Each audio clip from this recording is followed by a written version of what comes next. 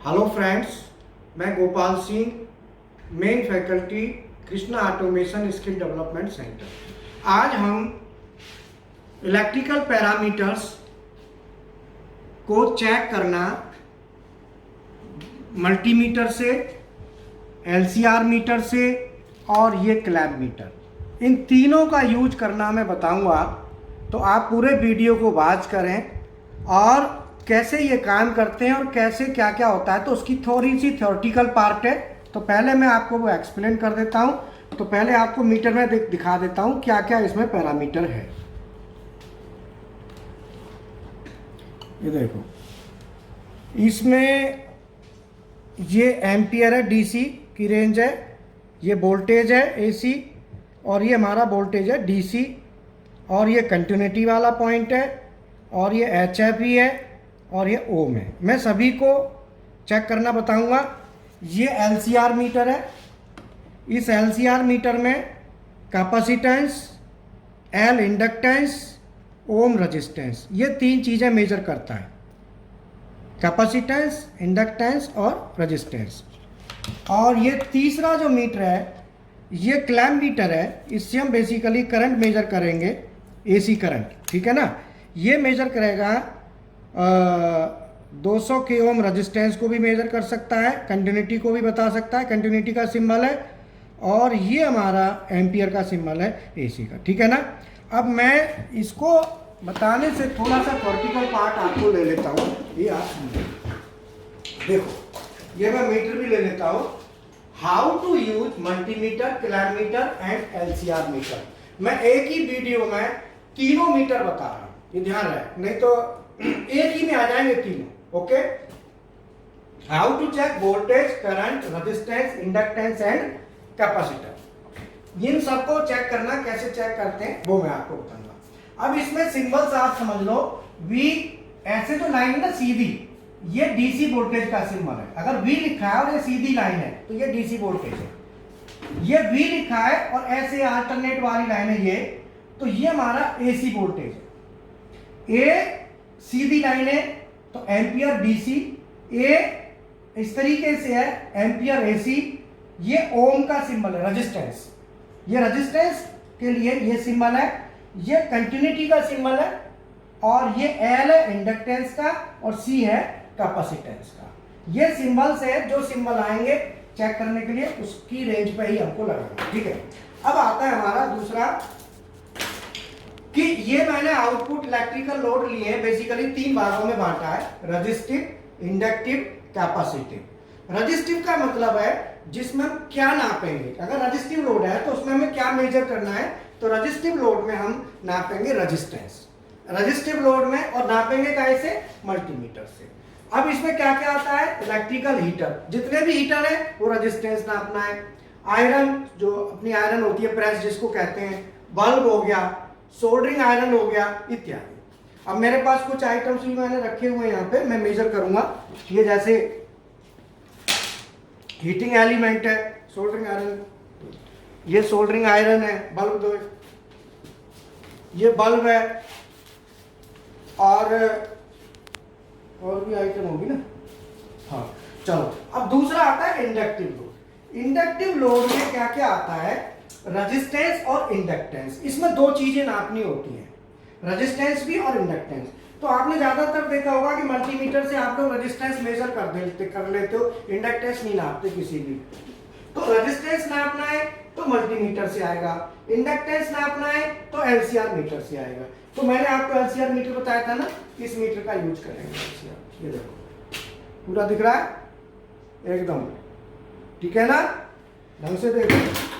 अब ये इसमें क्या क्या लोड होंगे जो नापने होंगे, इलेक्ट्रिकल मोटर चेक करनी है तो ये दोनों चाहिए होते हैं, लेकिन अमूमन हम ये चेक कर लेते हैं, हमारा काम चल जाता है। लेकिन रियल में दोनों होने चाहिए।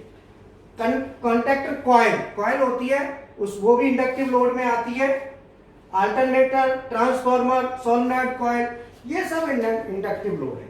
तीसरा है कैपेसिटिव। कैपेसिटिव में कैपेसिटेंस होता है, और ये एलसीआर मीटर से होगा जो कैपेसिटर्स होते हैं। ये देखो, ये सब कैपेसिटर है। अब इनको भी हम मेजर करेंगे रियल में कि वैल्यू कैसे चेक करते हैं, ठीक है ना। तो ये हमारे कैपेसिटर हो गए। अब मैं एक एक करके चेक करना स्टार्ट करता हूँ। फ्रेंड्स, मैं पहले मल्टीमीटर से स्टार्ट कर रहा हूँ, ठीक है। ये मल्टीमीटर है। अब आप इसमें देख लो कौन सी चीज़ क्या है। ये देखो, पहले मैं कनेक्शन बता देता हूँ। ये प्रोब होती है, इनको प्रोब कहते हैं, लीड जो होती है। एक रेड वाली लीड होगी और एक ब्लैक वाली लीड होगी, ठीक है ना। अब किस लीड को कहाँ लगाना है ये देख लो। ये कॉमन लिखा है ना, कॉमन, जहाँ कॉमन लिखा है वहाँ हम ब्लैक वाली लीड को लगाएंगे यहाँ पे, ठीक है। और ये जहाँ पे ये लिखा है ना V ओम मिली एम्पियर, ये 3 पैरामीटर, वोल्टेज, रेजिस्टेंस और एम्पियर, डीसी का एम्पियर इसमें आएगा, ठीक है ना। एसी का एम्पियर नहीं आएगा, डीसी का एम्पियर ये बताएंगे। तो वोल्टेज, ओम और मिली एम्पियर में हम लाल वाली लीड को लगाएंगे। और अगर हमको ये हमने ली लाल वाली लीड हमने यहाँ लगा दी प्रोब, और ब्लैक वाली प्रोब हमने यहाँ लगा दी, ठीक है, लगा दी। अब हम क्या करेंगे कि ये जो पॉइंटर है ना, इस पॉइंटर को देखो, इस पॉइंटर को हम यहाँ पे, ये जो कंटिन्यूटी का सिंबल है ये कंटिन्यूटी बताता है। मैं इसको यहाँ पे सेट करूँगा, यहाँ पे सेट किया। अगर कंटिन्यूटी पे लगाने के बाद फिर मैं क्या करूँगा, इन दोनों को आपस में मिलाऊंगा ऐसे।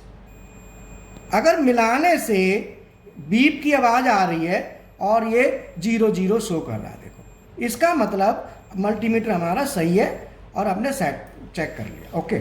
अब हम इससे वैल्यू को मेज़र करेंगे। तो अब हमें रेजिस्टेंस नापना है। तो रेजिस्टेंस मेज़र करने के लिए आप देखो यहाँ पे ये रेजिस्टेंस का यूनिट वो है, रेंज है 200 ओम, 2 kilo ohm, 20 kilo ohm, 200 kilo ohm, 2 mega ohm. अब हमें रेजिस्टेंस मेज़र करना है। तो रेजिस्टेंस मेज़र करने के लिए कि मैं रेजिस्टेंस मेज़र करता हूँ, मान लो इस हमारे पास हीटिंग एलिमेंट है, आप देख रहे हो ना। अब मैं इस हीटिंग एलिमेंट पे इधर जो है ना, इसको लीड को लगा देता हूँ इसमें, और एक लीड में यहाँ लगा देता हूँ। अब देखो ये वैल्यू आ रही है 35.7 ओ 67, ठीक है। तो ये हमारा रेजिस्टेंस वैल्यू है जो मैंने इसकी कॉइल की मेज़र करी है। अब मैं रेजिस्टेंस और मेज़र करता हूँ, फिर मोटर की अभी रेजिस्टेंस मेज़र करेंगे।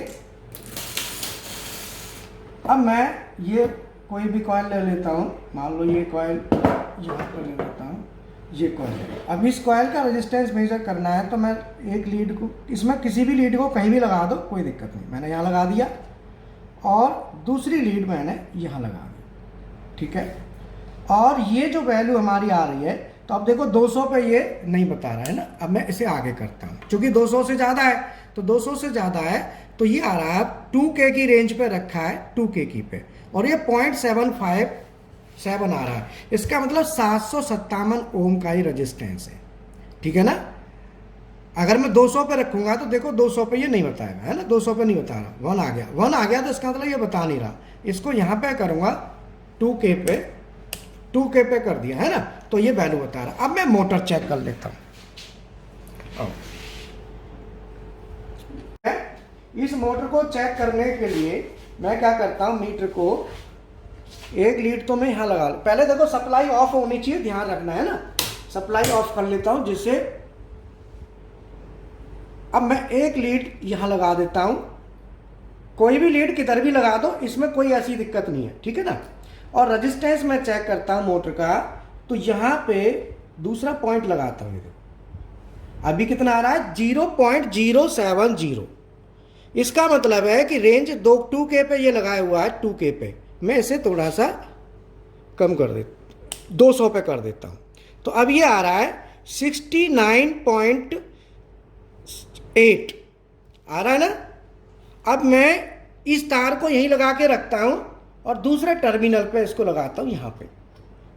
अब देखो, ठीक है, ये है 70.0, ठीक है। और मैं तीसरा टर्मिनल लेता हूँ, तीसरी वाइंडिंग 69.9, तो ऑलमोस्ट बराबर है। वैसे इक्वल होना चाहिए, पर थोड़ा सा पॉइंटों का डिफरेंस आ रहा है, तो उसमें करंट में भी फिर डिफरेंस ही आएगा अगर एक में आएगा तो, ठीक है ना।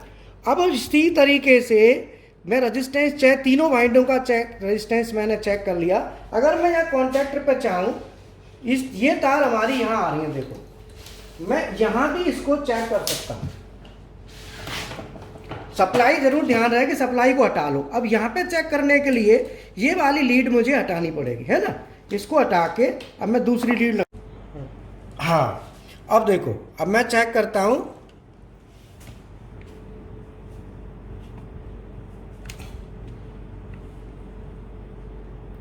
$139.1 ठीक 0 है ना। अब मैं इधर चेक करता हूं, ये देखो 139.3 ओके। तो इस तरीके से पहले रेजिस्टेंस चेक किया। अब हम क्या करते हैं, एक रेजिस्टेंस में कॉन्टैक्ट की कॉइल का और चेक कर लेते हैं। ये कॉन्टैक्टर है, इसकी कॉइल का रेजिस्टेंस चेक करते हैं। ये देखो यहाँ पे A1 लिखा है, दिख रहा है। लाइट जलाओ जरा एक बार, दिख गया। हाँ। और ये सिरा इसका A2 है, दिख रहा है A2, ये लिखा है, ठीक है। अब मैं इसका रेजिस्टेंस चेक करता हूँ कॉइल का A1 और A2 पे। तो मैं क्या करता हूँ, मीटर के दो लीड दोनों पॉइंटों पे लगाता हूँ, एक को A1 पे और दूसरी को A2 पे। अभी देखो 200 पे सेट है, बट अभी ये शो नहीं कर रहा क्योंकि 200 से इसका रेजिस्टेंस वैल्यू ज़्यादा है। तो इसकी रेजिस्टेंस वैल्यू ज़्यादा के लिए थोड़ा सा आगे घुमा देना इसको, 2K पे कर दो, 2K पे। अब देखो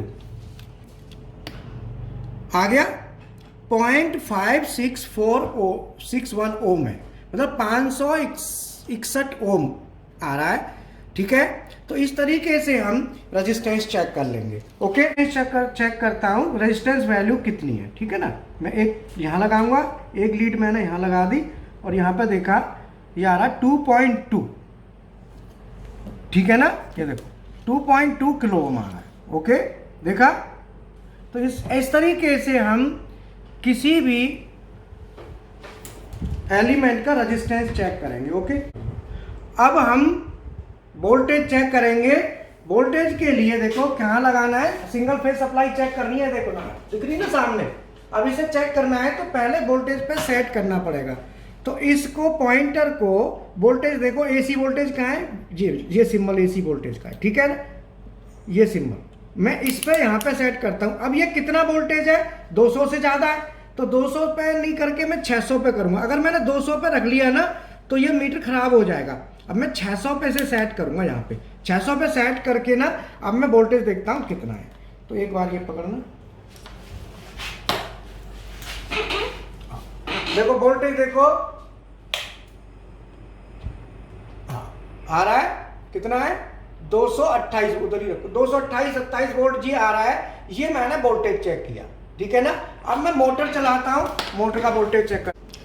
अब इस मोटर का वोल्टेज मैं चेक करूंगा।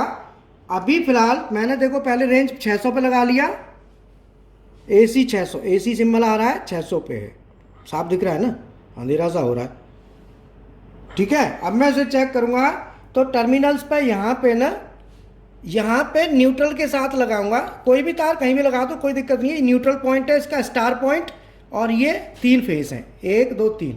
मैं यहाँ पे और यहाँ पे लगाता हूँ। मोटर ऑन करो, ये देखो कितना आ रहा, मोटर चल गई, 231-32 वोल्ट है। मैं फिर इस फेस पर चेक करूंगा और ये दूसरा फेस हो गया और ये तीसरा फेस हो गया। तीनों फेसों पे मैंने चेक कर लिया। अब मैं, ये हो गया phase to neutral. Phase to neutral हमारा 230 वोल्ट, 234 वोल्ट और ये 235 वोल्ट, ठीक है। ये लोग लगभग बराबर रहना चाहिए वोल्टेज, 1-2 वोल्ट का कोई दिक्कत नहीं। अब मैं फेस टू फेस, अब ये तीनों फेस आ रहे हैं। अब मैं देखो फेस टू न्यूट्रल चेक किया तो न्यूट्रल पॉइंट हो गया, यहाँ हो गया। अब मैं फेस टू फेस देखता हूँ, इधर और इधर, ये कितना है 392 वोल्ट है, ओके। अब मैं दूसरे फेस के साथ चेक करता हूँ 396 वोल्ट, और इन दोनों फेसों के बीच में चेक करता हूँ तो यहाँ पे आ रहा है 398, ठीक है ना। क्लैंप मीटर है, specially ampere, AC ampere measure करने के लिए हम इसका यूज करते हैं, ओके। इसकी रेंज देख लेते हैं। ये 20 एम्पियर की रेंज है जो पॉइंट है। इसके बाद ये वाला 200 एम्पियर है, ये 400 एम्पियर है, और ये 450 वोल्ट एसी है, और ये 600 वोल्ट डीसी और ये कंटिन्यूटी। इसका मतलब ये जो है ना, और ये रेजिस्टेंस भी है 200 किलो ओम, और ये ऑफ है। अगर हम ऑफ पे रखते हैं तो ये ऑफ हो गया, चेक करेंगे तभी हम इसको ऑन करते हैं। ओके, अब हमें चेक करना है। अब हम इससे कोई भी पैरामीटर नापना है, पहले उसकी रेंज सेट कर लेते हैं। एम्पियर नापना है तो हमने इसको 20 एम्पियर पर रख लिया, क्योंकि हमारा करंट 20 एम्पियर से नीचे नीचे होगा। ओके, अब हम मोटर चलाते हैं और इसको ना ये वाला ये खोल के तार के ऐसे अंदर लेके जाएंगे, तार ऐसे खोलेंगे इसको और तार से ये हाथ से देखो ऐसे ऑपरेट होगा ऐसे, ठीक है ना। अब हम इसका करंट चाहते हैं तो मोटर चालू करो जरा एक बार। देखो मैंने ये लिया और मोटर चल गई। अब इसका करंट कितना ले रही है, मैंने इसको ऐसे किया और ये आ रहा है। ये करंट इसका मेजर कर लिया हमने, क्योंकि हमने 20 पे रखा था, क्योंकि 20 से कम एम्पियर है तो 20 पे हम सेट करके इसको ले लेंगे। तो ये 0.38 एम्पियर आ रहा है। ओके, अब मैं हटा देता हूं, दूसरा फेस लेता हूं। ये मैंने दूसरा फेस लिया, ठीक है, ये दूसरे फेस का करंट आ गया। ओके, और मैं तीसरा फेस लेता हूं, ये मेरा तीसरा फेस है। ओके, हाँ, तो ये तीनों फेसों का करंट जो है हमने मेजर कर लिया। हमारा तीसरा मीटर है LCR मीटर। इस मीटर से कैपेसिटेंस, ये C लिखा है, मेजर कर सकते हैं। L इंडक्टेंस मेजर कर सकते हैं और ओम रेजिस्टेंस मेजर कर सकते हैं। ये कैपेसिटेंस की रेंज है यहाँ से 200 पिकोफैरेड से लेके और आपका ये 2000 माइक्रोफैरेड तक, और ये इंडक्टेंस है 200 माइक्रो हेनरी से और ये आता है हमारा 20 हेनरी तक का, और ये रेजिस्टेंस है 20 ओम से लेके और 20 मेगा ओम तक का। ठीक है, अब मैं इसे कैपेसिटर चेक करता हूँ। देखो ये मैंने रख लिया। अब मैं इसको कैपेसिटर लेता हूँ। देखो इस कैपेसिटर पे कितना लिखा है वैल्यू, कितने माइक्रोफैरड का, ये 2.25 माइक्रोफैरड देखो लिखा है ना, 2.25 माइक्रोफैरड अंधेरा हो रहा है, दिख रहा है। तो अब इसमें मैं इसको लगा लेता हूँ, यहाँ पे एक लीड और एक यहाँ लगा लेता हूँ, और इसको पहले कैपेसिटेंस पे सेट कर लेता हूँ। 2.25 माइक्रोफैरड का मतलब है मैं इसे 20 माइक्रोफैरड पर लगा लेता हूँ, क्योंकि 2 पे लगाऊंगा तो 2 माइक्रो 20 पे लगा देता हूँ इसको, है ना, 2 से ज़्यादा। और यहाँ पे लगा के देखा तो ये 0.61 माइक्रोफैरड आ रहा है। इसका मतलब ये कैपेसिटर वीक है, ये अपनी वैल्यू नहीं दे रहा। मैं दूसरा कैपेसिटर लेता हूँ। ओके, कैपेसिटर चेक करने से पहले उसे शॉर्ट कर लें एक बार, ठीक है, शॉर्ट करके फिर ही चेक करें, क्योंकि कई बार इसमें चार्ज होता है ना, तो उससे अब पहले वैल्यू देख लेते हैं इसकी कितनी है। ये है 2.5 MFD माइक्रोफैरड, 2.5 लिखा ना, ये देखो 2.5 दिख रहा है। मैं इसे चेक करता हूँ। कोई भी लीड किधर भी लगा दो, ये AC कैपेसिटर है, नॉन पोलराइज है। जो पोलराइज होते हैं उसमें प्लस माइनस देखना होता है। अब देखो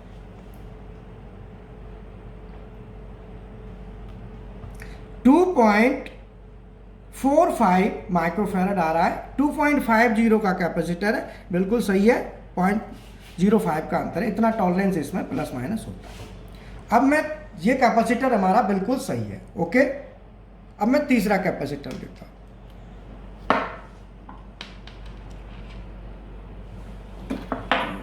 ये देखो ये कैपेसिटर हमारा 3.15 माइक्रोफैरड का, 3.15 लिखा है ना, ये देखो सामने। मैं इसे चेक कर लेता हूँ।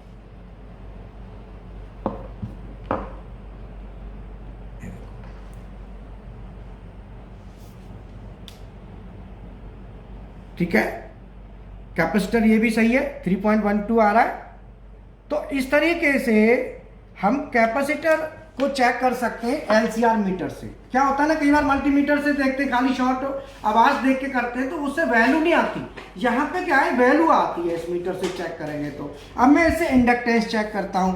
इंडक्टेंस मान लो ये कॉइल मैं ले लेता हूँ, ये देखो ये कॉइल है, चूंकि इंडक्टेंस मेजर किया जा सकता है इंडक्टिव लोड का, तो ये कॉइल है, इसका इंडक्टेंस हम चेक करेंगे। इंडक्टेंस के लिए हम L जो लिखा है ना, देखो L, यहाँ पे मीटर को लगाएंगे, L लिखा है, यहाँ पे मीटर को इंडक्टेंस लगाएंगे और इसको पहले हम लगाते हैं 2 हेनरी पे, 2 हेनरी पे सेट करते हैं, फिर देखते हैं इसको आगे सेटिंग। ठीक है, तो अब मैं क्या करूँगा, एक तो लगाया मैंने यहाँ पे लीड पॉइंट और एक हमने प्रोब का पॉइंट लगा दिया यहाँ पे। अब देखो ये आ रहा है 0.46 हेनरी, है ना, 0.462 हेनरी आ रहा है, ठीक है। अब हेनरी से रेजिस्टेंस को मेजर कर, इसका जो रेजिस्टिव रिएक्टेंस आएगा, इंडक्टिव रिएक्टेंस, उसका फॉर्मूला होता है, जैसे 0.46 है। अब इसका इंडक्टिव रिएक्टेंस निकालेंगे तो मैं थोड़ा सा यहाँ पर लिख देता हूँ। XL बराबर होता है, इंडक्टिव रिएक्टेंस होता है 2πfL। अब 2πfL का मतलब 2 इंटू पाई का मतलब 3.14 इंटू एफ जो 50 है और L है यहाँ पे हेनरी में होता है। अब हेनरी हमारा कितना है 0.46, तो 0.46 इसके गुणा करने के से जो वैल्यू आएगी उस वैल्यू में फिर हम Z निकालेंगे। Z बराबर होता है √R² प्लस XL²। इससे जो वैल्यू आती है वो टोटल हमारा रेजिस्टेंस इंपीडेंस निकल के आता है। ये आएगा, ये भी ओम में आएगा, XL भी ओम में आता है और R जो है ना ये भी ओम में होता है।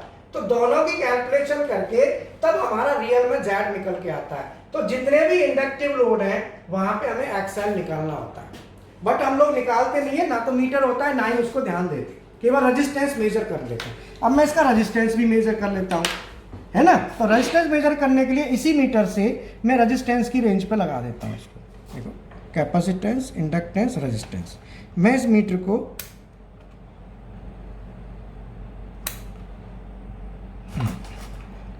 मैंने 20 पे लगाया, 20 ओम पे, तो ये नहीं शो कर रहा, मैं इसे 200 पे। तो ये जो है ना 52.4 ओम का रेजिस्टेंस है। तो यहाँ पे R की वैल्यू जो मैंने बताया था ये आ जाएगी 52.4। तो इस कॉइल का जो सोलिनॉइड कॉइल है इसका R हो गया, R बराबर 52.4 ओम। और XL हमारा इस फॉर्मूला से आएगा, इस कैलकुलेशन से, फिर हमारा टोटल Z निकल के आएगा। फिर हम इसकी करंट निकालेंगे तो करंट जो I हो जाएगी वो हो जाएगी V/Z। I क्या होगी, V/Z होगी, तो Z निकल के आएगा। तो इसीलिए ये कोई भी इंडक्टिव लोड है, चाहे मोटर हो, मोटर का भी हम इंडक्टेंस निकाल सकते हैं। मोटर का इंडक्टेंस देख लेते हैं, आओ एक बार। मोटर का इंडक्टेंस के लिए, ये मोटर है ना, अभी हम इसका रेजिस्टेंस देख रहे थे, तो रेजिस्टेंस के साथ इसका इंडक्टेंस भी हम ले लेते हैं, यहाँ पे लगा देते हैं, 2 हेनरी पे हम सेट कर देते हैं। और इन पॉइंट्स को देखो, एक पॉइंट को हमने यहाँ ले लिया, सप्लाई को बंद कर देते हैं, बिल्कुल ऑफ होनी चाहिए, ध्यान रहे, ठीक है। और एक पॉइंट हम यहाँ लगाते हैं, ठीक है। तो ये हमारा जो है 0.298 मतलब 0.3 हेनरी के समथिंग आ रहा है, जो हमारी जो वैल्यू इंडक्टेंस की आ रही है। इसका उस जो मैंने फॉर्मूला बताया था उसके अकॉर्डिंगली अगर मैं देखूं तो 0.297 या 0.3 हेनरी तो ये हो गया। और रेजिस्टेंस अगर इसका मैं देखता हूं तो मैं रेजिस्टेंस पे लगाऊंगा और देखो यहाँ पे सेट कर देता हूँ 200 ओम पे। तो ये हमारा 69, ये हमारा रेजिस्टेंस आ गया, ठीक है ना। तो रेजिस्टेंस और इस दोनों से जो मैंने फॉर्मूला बताया था, एक बार बोर्ड पे दिखा दूं, वो फॉर्मूला है, देखो ये फॉर्मूला के अकॉर्डिंगली Z निकल के आएगा, ठीक है ना। इस फॉर्मूला से हम Z कैलकुलेट कर लेंगे इसका। तो ये हमारा हो गया इंडक्टिव लोड। तो जो भी इंडक्टिव लोड होता है उसमें हम इस तरीके से मेजर कर लेते हैं, ठीक। अब मैंने डायोड और ट्रांजिस्टर PNP और NPN इनको चेक करूंगा, ठीक है ना। तो पहले मैं डायोड को करता हूं। तो डायोड में क्या है कि पहले रीडिंग ये दिखा देता हूँ, सेटिंग देखो, यहाँ पे जो डायोड का सिंबल है ना, ये वाला, ये डायोड का सिंबल है, यहाँ पे हम सेट इसको रखते हैं या कंटिन्यूटी वाला, ये डायोड भी इसी से चेक होता है, इसी पॉइंट से। अब मैं ये रेड वाली जो लीड है ना, रेड वाली, उसको मैं यहाँ कनेक्ट करता हूँ और ब्लैक वाली को मैं यहाँ कनेक्ट करता हूँ, ठीक है। अभी यहाँ पे कोई रीडिंग नहीं आ रही है। अब मैं इसको उल्टा करता हूँ, मैं क्या करता हूँ, इसको यहाँ कर देता हूँ, ये देखो, और ये मैंने यहाँ कर दिया। अब यहाँ रीडिंग आ रही है। इसका मतलब ये हुआ कि डायोड जो है ना एक साइड में काम करता है, यूनिडायरेक्शनल होता है, ओके। तो अभी क्या है कि ये जो लाल वाली लीड है वो मैंने एनोड पे लगाई है, ये देखो एनोड है, आप समझ लो ये एनोड है। और जो सफ़ेद वाला जो ये जो पॉइंट पट्टी है ना, ये पट्टी वाला कैथोड होता है। तो इधर मुझे माइनस लगानी है, मतलब माइनस की तरफ माइनस और प्लस की तरफ प्लस। ये एनोड प्लस होता है और वो माइनस होता है, ठीक है ना। अब मैं आपको दोबारा ये डायोड को जो है ना दोबारा चेक करके दिखा देता हूँ। उल्टा करके लगाता हूँ तो देखो ये रीडिंग नहीं देगा, अब कोई रीडिंग नहीं दे रहा, इसका मतलब डायोड ठीक है। अगर शॉर्ट होता तो दोनों साइड में रीडिंग आती, और ओपन होता तो एक साइड में भी रीडिंग नहीं आती। मैंने बता, अब ये समझ गए आप। ये हमारा जो स्ट्रिप है ना, स्ट्रिप, ये वाइट वाली जो स्ट्रिप है, वाइट वाली स्ट्रिप जो है ना, इधर कैथोड है और ये हमारा एनोड है। ओके, तो हमें प्लस कहाँ लगाना है, इधर प्लस लगाना है इधर, और इधर लगाना है हमें माइनस। यहाँ पर रीडिंग आएगी, आगे रीडिंग, डायोड ठीक है। अब मैं ट्रांजिस्टर लेता हूँ। अब ये ट्रांजिस्टर देखो, इसका नंबर देखो क्या है, 557 है, क्या है देखना, देखो गौर से देखो, ट्रांजिस्टर दिख रहा है, 557 है आई थिंक, है ना। तो ये पीएनपी या एनपीएन को पता करेंगे और इसमें कलेक्टर एमीटर बेस किधर है, दोनों चीज़ें फाइंड आउट करेंगे। ओके, तो मैं चेक करता हूँ। देखो मैंने क्या करा, इसी पॉइंट पे, यहीं पे चेक होगा, मैंने ब्लैक वाली लीड इसके बीच वाले पॉइंट पे लगा दी, ठीक है। और मैं इस ट्रांजिस्टर का इधर ये लाल वाली लीड लगाता हूँ। अभी यहाँ पे रीडिंग आ रही है, और मैं इस लाल वाली को हटा के इस साइड में लेके जाता हूँ, पल्ली साइड में, तब भी रीडिंग आ रही है। इसका मतलब है कि ब्लैक जो है ना, ब्लैक के साथ इन दोनों में रीडिंग दे रहा है। अगर मैं अब मैं पलट के लगाता हूँ, अब मैं क्या करता हूँ कि बीच वाले के साथ रेड कर देता हूँ ब्लैक की जगह, और मैं इधर लेता हूँ तो इधर रीडिंग नहीं आनी चाहिए, नहीं आ रही है, और मैं इधर करता हूँ तो भी नहीं आएगी, क्योंकि ट्रांजिस्टर में 2 डायोड होते हैं, ठीक है ना। तो अब क्या है कि ब्लैक वाली को अगर मैं बीच में करता हूँ, इसके साथ रीडिंग आएगी। तो अब देखो ब्लैक वाली दोबारा मैंने बीच में की और इसको मैंने इधर कनेक्ट किया, तो ये वैल्यू आ रही है 740। अगर ये 740 आ रही है और मैं दूसरी लीड पे लगाता हूँ, ये वैल्यू आ रही है 746। अब इसमें देखो, ये वाला तो हो गया हमारा बेस, बीच वाला ये तो हो गया बेस। अब इस बेस के साथ ये दोनों टर्मिनल अमीटर और कलेक्टर होंगे। तो अब कौन सा अमीटर कौन सा कलेक्टर होगा, तो जिसकी वैल्यू कम है वो कलेक्टर है, और जिसकी ज़्यादा है, चाहे थोड़ी सी ज़्यादा हो, वो अमीटर है। अब देखो ये कितना दे रहा है, 740, और मैं इसी को हटा के और इधर लगा देता हूं, तो ये हो गई 746। इसका मतलब ये अमीटर है, और जो कम वाला था ये कलेक्टर है। तो इसका मतलब ये जो ट्रांजिस्टर है हमारा, इसका अमीटर, बेस और कलेक्टर, और ये हमारा पीएनपी ट्रांजिस्टर हो गया, ठीक है ना। पीएनपी है चूंकि हमारा बेस पे नेगेटिव है और बेस के रेस्पेक्ट में ये दोनों पॉजिटिव, पीएनपी, तो पीएन जंक्शन इसमें बना। अब मैं दूसरा लेता हूं एनपीएन।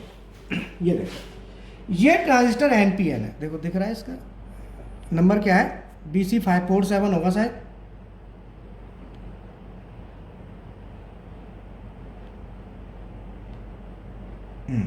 ठीक है। अब मैं इसको चेक करता हूं, तो इसके लिए वही बीच जो बेस है ना वो बीच में है, ये हमें पहले से ही पता है, तो हम ज़्यादा टाइम न लगा के सीधा बेस बीच वाले पे ये लगा देते हैं। पहले हम लगाते हैं ब्लैक और इधर लगाते हैं रेड, ये दोनों हमारे अमीटर कलेक्टर होंगे। अब कौन सा अमीटर है कौन सा कलेक्टर है ये हमको देखना है। तो अब देखो इधर भी नहीं बोलेगा और इस साइड में लगाएंगे इधर भी नहीं बोलेगा, क्योंकि ये एनपीएन है। तो हमें क्या है, बेस पे पॉजिटिव वाली तार लगानी है, ये वाली, तब ये मीटर जो है रीडिंग देगा। हमने बीच पे लगा दी और इसको हमने क्या करा, इधर लगा दिया, अब हमारी रीडिंग आ जाएगी। बीच पे हमने क्या रेड लगाया, तो बेस पे हमने क्या दिया, रेड वाला, ठीक है ना। इधर हमारी वैल्यू आ रही है 730, और अगर हम इसे पलट के यहाँ लगाते हैं तो यहाँ वैल्यू हमारी आती है 724। मैंने बताया था कि जिसकी वैल्यू कम आ रही है बेस के रेस्पेक्ट में, तो वो हमारा कलेक्टर है। 724 वाला ये तो कलेक्टर हुआ, और ये वाला हमारा थोड़ी सी वैल्यू ज़्यादा है, बट ये हमारा एमीटर है, ठीक है ना। तो ये हमारा एनपीएन ट्रांजिस्टर है, तो और वो वाला था, वो हमारा था पीएनपी ट्रांजिस्टर, ठीक है ना। तो कलेक्टर, बेस और अमीटर को मैंने चेक करना बता दिया। अब ट्रांजिस्टर करके मैं सिंबल आपको थोड़ा सा यहाँ दिखा देता हूँ, जो मैंने चेक किया है उसको हल्का समझा। देखो ये बेस है। अब इसमें से कलेक्टर मीटर कौन सा है, तो अगर पी एन पी है तो पी एन और पी। अब पी एन पी जब लिया है तो पी का पी एन का जंक्शन का जो सिंबल होता है ना वैसे पी से एन की तरफ डायोड होता है ना, फॉरवर्ड बायस ऐसी बनेगी ना पी से एन, और ये भी पी से एन बनती है। तो अल्टीमेटली तीर का निशान हम दो डायोड हो गए, ये दो डायोड का कॉम्बिनेशन हो गया ना भाई। एक डायोड हमारा, एक डायोड ऐसे लग गया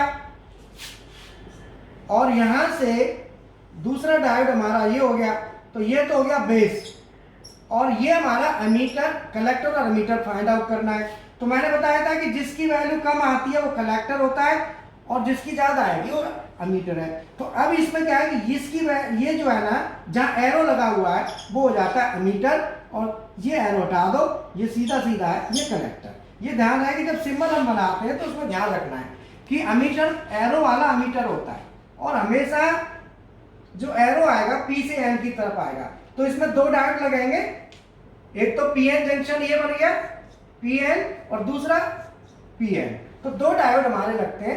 इसी को हम एनपीएन बनाना चाहते हैं, या दूसरा मैं यहां ले लेता हूं एन पी और एन, ये हो गया बेस। बेस के साथ कलेक्टर एमीटर बनाना है, तो एनपीएन में क्या होता है कि एन पी, तो पी से एन की तरफ फ्लो ऐसे होगा, जो सिंबल ऐसे आएगा, और इधर भी पी से एन की तरफ ऐसे आएगा। तो हम क्या है कि इस सिंबल को यूज नहीं करेंगे, लेंगे हम जो है ये वाला सिंबल लेंगे। तो अब क्या है कि ये क्या है कि पी से एन, इसके में क्या है कि बेस जो है ना पॉजिटिव है और एन नेगेटिव है, इधर भी बेस पॉजिटिव है एन नेगेटिव है। अब इसमें कलेक्टर एमीटर कौन सा है, उसके लिए हमें क्या होगा, जिसकी वैल्यू ज्यादा और कम में बताई थी, जिसकी कम है वो कलेक्टर है और जिसकी ज्यादा वैल्यू होगी वो हमारा होगा एमीटर। तो अल्टीमेटली इस तरीके से पीएनपी और एनपीएन ट्रांजिस्टर को हम चेक कर सकते हैं। उसमें पीएनपी एनपीएन चेक का पता लगाना और एमीटर बेस कलेक्टर का पता लगाना।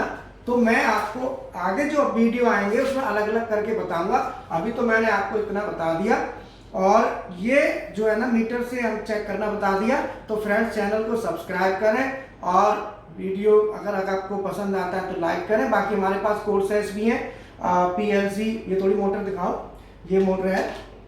अभी ऑनलाइन क्लासेस चल रही है, अभी ऑफलाइन क्लासेस तो है नहीं, तो अभी ऑनलाइन क्लासेस चल रही है। बाद में जब सेंटर चलेगा तो आप सेंटर पर आके कर सकते हैं। तो बेसिकली क्या है कि हमारे पास पीएलसी, स्काडा, एचएमआई ड्राइव्स, ये सभी कोर्सेस हैं।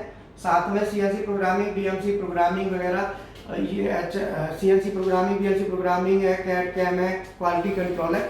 कॉस्ट भी बहुत ज़्यादा नहीं है, अगर आपको पसंद आए तो आप ज्वाइन भी कर सकते हैं। Okay, thank you.